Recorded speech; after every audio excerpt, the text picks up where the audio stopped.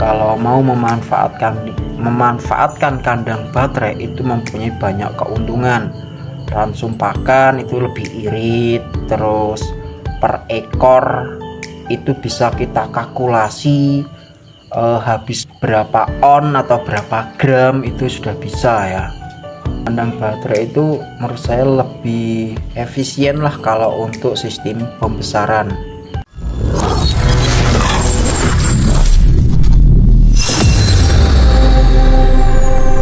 Assalamualaikum warahmatullahi wabarakatuh. Selamat sore ya teman-teman. Jumpa lagi ya bersama YouTube Entok Limiraya, sahabat ternak entok, dan juga YouTube Rudi Triyono. Buat teman-teman yang ingin usaha entok atau tertarik untuk beternak entok tetapi mempunyai lahan yang sempit ya, atau lahannya itu tidak luas, nah ini ada solusinya teman-teman. Solusinya adalah kandang baterai teman-teman. Lokasi sempit tetapi bisa menampung kapasitas besar.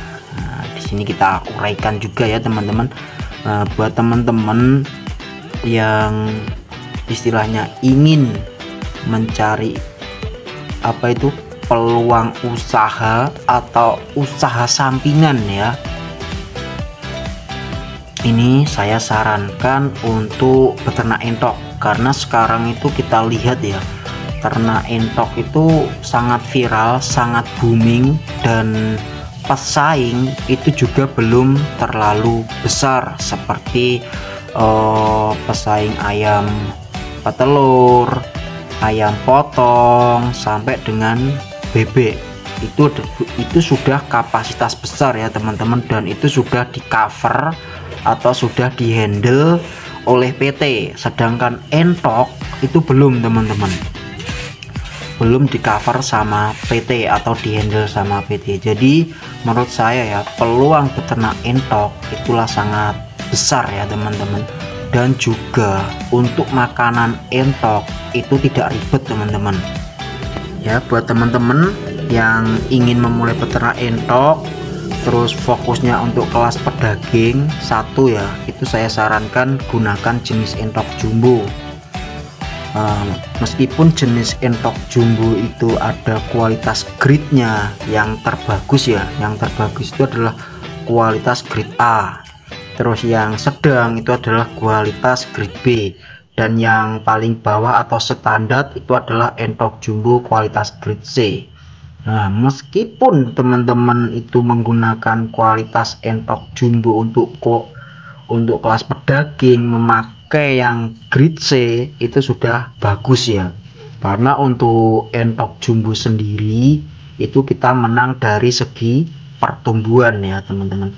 Segi pertumbuhannya cepat, terus besarnya juga lebih besar entok jumbo dibanding entok lokal atau entok Rambon ya. Kita sama-sama memberi pakan ya teman-teman.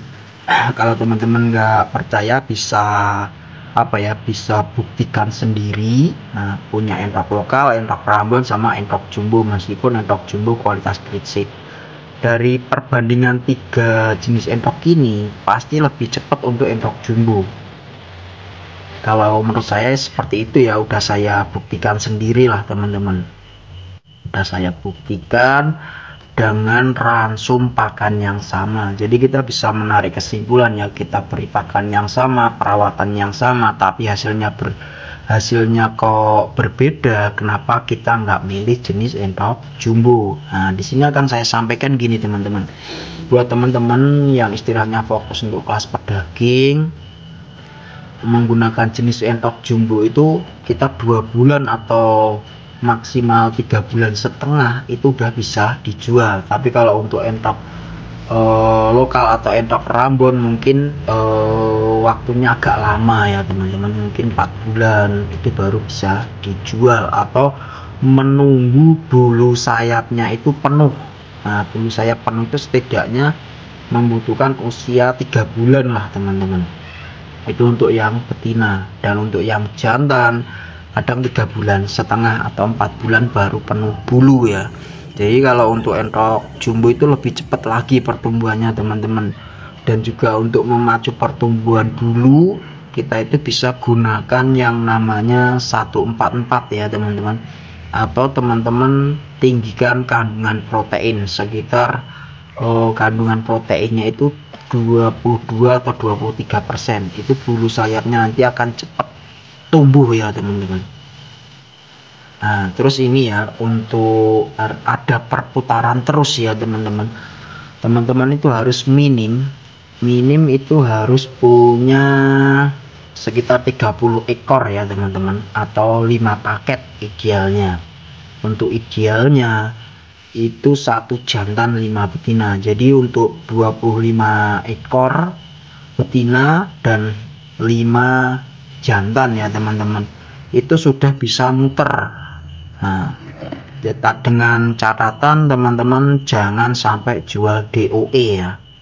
Jadi teman-teman besarkan sendiri. Nah insya Allah perputaran untuk peternak entok itu bisa berlanjut ya, tidak terputus ya. Mungkin punya target 3 bulan 2 bulan itu bisa berurutan panennya. Entah nanti teman-teman panen 1 minggu sekali atau 15 hari sekali, itu sudah bisa muter dan juga bisa entok makan entok. Jadi teman-teman kalau sudah jalan itu nggak perlu istilahnya ambil uang dari kantong teman-teman sendiri, cukup kita jual dari hasil entok untuk makan entok lagi, dan itu pun juga masih punya sisa teman-teman. Nah dan penjualan ada 3 opsi lah kalau untuk entok jumbo ya. Kita bisa jual ke jalur penghobi untuk materi yang bagus. Terus yang kedua bisa kita jual dengan sistem ekoran, bisa kita bawa sendiri ke pasar. Terus yang ketiga itu sistem kiloan. Nah, kalau ada di daerah teman-teman itu yang pengepul sistem kiloan, saya anjurkan gunakan sistem kiloan ya, itu lebih untung karena kita memacu untuk segi bobot. Terus gini teman-teman, itu tadi kan dari segi entoknya ya teman-teman, setidaknya teman-teman punya 5 paket atau 30 ekor ya, itu sudah bisa muter. Terus untuk sistem pembesarannya, lah ini teman-teman bisa gunakan yang namanya itu adalah kandang baterai. Masuk kandang baterai itu di usia 25 atau 1 bulan itu bisa kita masukkan ke dalam baterai. Kandang baterai ini lokasinya meskipun teman-teman punya lahan sempit, tetapi bisa menampung kapasitas besar atau kapasitas banyak. Dengan ukuran baterai ya teman, per kotaknya itu teman-teman bisa buat lebarnya itu 28 atau 30 cm, tingginya itu cukup 40 ya teman-teman. Terus lebar ke belakang itu 50 cm kan. Kenapa kok harus dibuat 50 cm? Karena bentuk tubuhnya entok itu lebih besar daripada bebek atau ayam. Jadi untuk ke belakangnya ya itu dibuat 50 cm atau 55 cm lah, tapi minim 50 aja udah bisa teman-teman untuk satu kotak dengan ukuran itu tadi 30 cm lebarnya, tingginya itu 40 cm, terus panjang ke belakang itu 50 cm. Dengan per kotak ukuran seperti itu, meskipun lahannya sempit, itu bisa menampung kapasitas banyak. Itu kelebihan dari kandang baterai ya teman-teman. Terus untuk ransum pakan atau pakannya itu kita tidak perlu membutuhkan kandungan protein yang tinggi, itu nggak perlu teman-teman. Nah, cukup dibuat kandungan protein 12 sampai 15% itu udah cukup, itu sudah bagus sekali ya. Kenapa kok saya bilang bagus untuk sistem pembesaran? Karena entok itu tidak gerak teman-teman, tidak bergerak, istilahnya dia tetap stagnan lah, di situ-situ aja, ruang geraknya itu istilahnya apa ya, terbatas. Jadi apa itu teman-teman, yang namanya energi itu tidak terbuang percuma, jadi sehingga bisa membentuk bobot dan juga bisa membentuk pertumbuhan yang lebih cepat lagi teman-teman. Kalau teman-teman gunakan kandang umbaran, kandang umbaran ya, pasti entok itu jalan-jalan ke sana ke sini, ke sana ke sini, itu nanti energi yang dipakai itu buat tenaga sehingga terbuang percuma ya teman-teman. Kalau menggunakan kandang baterai itu bisa, energinya itu bisa difokuskan untuk penggemukan ya, atau pertumbuhannya teman-teman. Terus untuk makanan entok sendiri itu kita intinya ya teman, entok itu kan hewan pemakan segala ya, hewan pemakan segala. Jadi itu lebih mudah sekali lah, itulah kelebihan peternak entok. Mau teman-teman kasih bayam, kasih kangkung, kasih enceng gondok, azolla, atau lain-lain ya, yang penting dari sayuran atau daging pun dia juga mau. Atau teman-teman kasih makanan yang lain seperti apa ya, beesan roti atau beesan, istilahnya beesan makanan yang istilahnya kebuang lah, istilahnya kita sudah nggak layak makan, entok itu tetap mau makan. Itulah kelebihannya si entok ya. Terus dengan masalah pakan ya, terserah teman-teman itu menggunakan ransum pakan apa aja, itu terserah, tetapi itu ada catatannya ya teman-teman. Untuk betina untuk indukan itu cukup dibuat 12-15% kandungan proteinnya. Untuk indukan tidak perlu dibuat bobot over.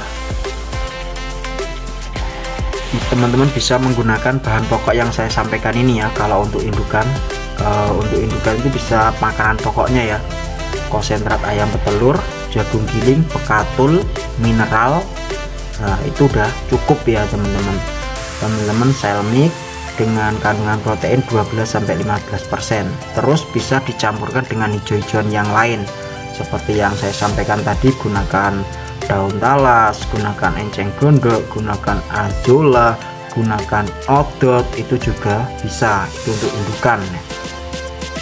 Terus untuk kandang baterai tadi kita gunakan sistem pembesaran, itu juga bisa disamakan ya kandungan proteinnya, cukup 12-15%.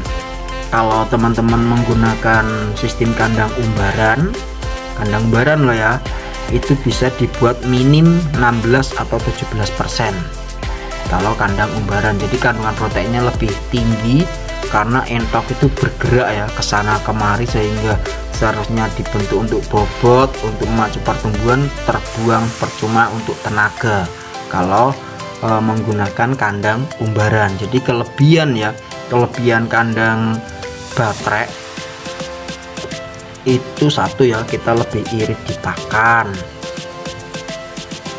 Terus lahan kita itu sempit, bisa menampung kapasitas besar atau kapasitas banyak. Jadi beda dengan kandang umbaran ya. Nah, teman-teman bisa mempraktekkan lah. Kalau teman-teman nanti mengalami kendala, mengalami kebingungan, kita bisa belajar bareng. Silahkan teman-teman ATM ya konten saya ini, teman-teman amati, teman-teman tiru. Setelah ditiru kok ada istilahnya kekurangan, teman-teman bisa modifikasi sendiri atau eksperimen sendiri. Setidaknya sudah punya teori lah untuk beternak entok. Jadi itu tadi ya teman-teman, kalau mau memanfaatkan kandang baterai itu mempunyai banyak keuntungan. Langsung pakan itu lebih irit, terus per ekor itu bisa kita kalkulasi habis berapa on atau berapa gram, itu sudah bisa ya. Gunakan kandang baterai itu menurut saya lebih efisien lah kalau untuk sistem pembesaran. Jadi silahkan teman-teman praktekkan sendiri ya. Mudah-mudahan konten yang saya sampaikan ini bisa bermanfaat. Lain waktu kita sambung lagi ya teman-teman. Sekian, wassalamualaikum warahmatullahi wabarakatuh.